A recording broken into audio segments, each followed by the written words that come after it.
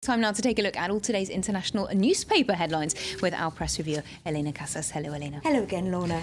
Right, so what's making the top headlines this Tuesday? Well, the spotlight's still on Syria, really. Look at this front page from the Lebanese paper L'Orient Le Jour. The big headline is the US pulls out all the stops to oppose the Russian veto. But what's really interesting is the editorial on that front page. They're talking about the concerns that Russia might have at heart in vetoing that and what Lavrov might be doing when he visits Assad to talk to him later.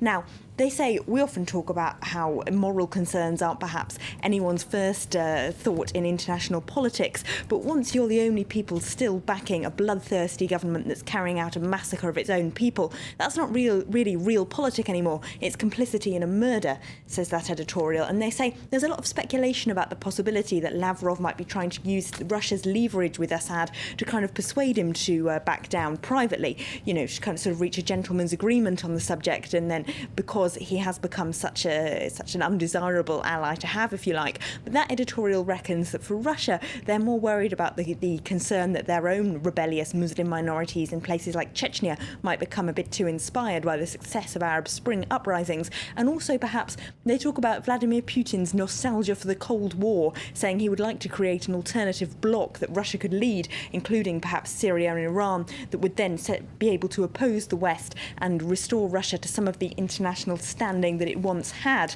Now, it's not Bashar al-Assad, but his wife, Asma, who's also making news today.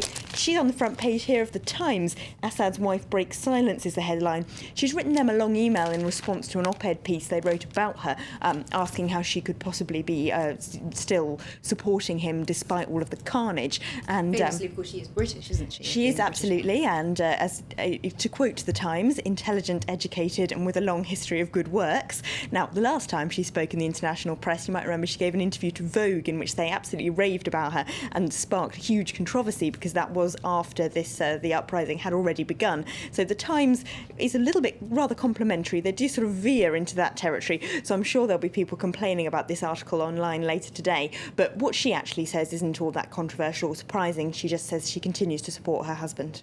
OK, well, let's move on to, we're going to stay in the Middle East, but look at the agreement between Fatah and Hamas. What are the papers saying about that? Well, look at this cartoon from the Abu Dhabi-based paper, The National. It kind of sums up how uneasy this agreement is, because you've got Khaled Mashal and Mahmoud Abbas making peace signs to one another across the table, while there are guns shaking hands underneath. So there's an uneasy balance. But their editorial in that paper is pretty positive. They say this is the biggest step forward for the Palestinians in a long time, and without this unity, absolutely nothing can move forward. So they say at this moment, Palestinians should feel free to ignore what they call the Israeli government acting in bad faith, complaining about this, because this unity is more important than anything. Of course, though, it's not necessarily universally been well received by Palestinians. If we look at the Egyptian newspaper Aram, their correspondent in Gaza says that there's been no celebration at all, and a lot of the people there who voted for Hamas feel that they've been let down by their government brokering an agreement with a Fatah government they don't necessarily support.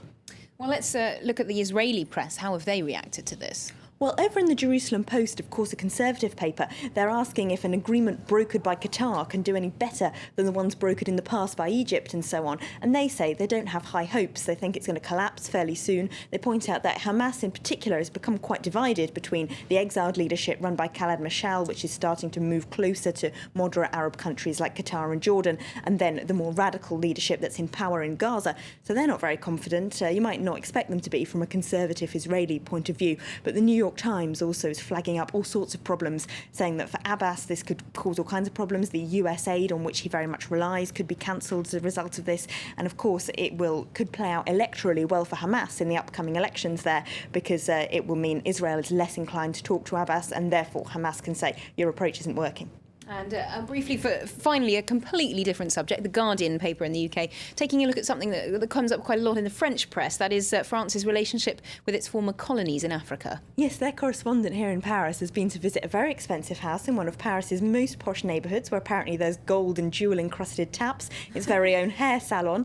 And exactly what it's like here at France 1 Capital. Absolutely, and then the whole fleet of sports cars. Now, this very luxury home belongs to the son of the president of Equatorial Guinea, but it looks like the parties there might be over quite soon because he, along with the sitting presidents of Gabon and Congo-Brazzaville, is being investigated by the French authorities for embezzling public money, so the African public money, of course. So France hasn't exactly covered itself with glory in its relationships with its previous colonies in the past, the paper says. So maybe now they're clawing back some credit. OK, thanks very much indeed, Elena, for that look at today's international newspapers.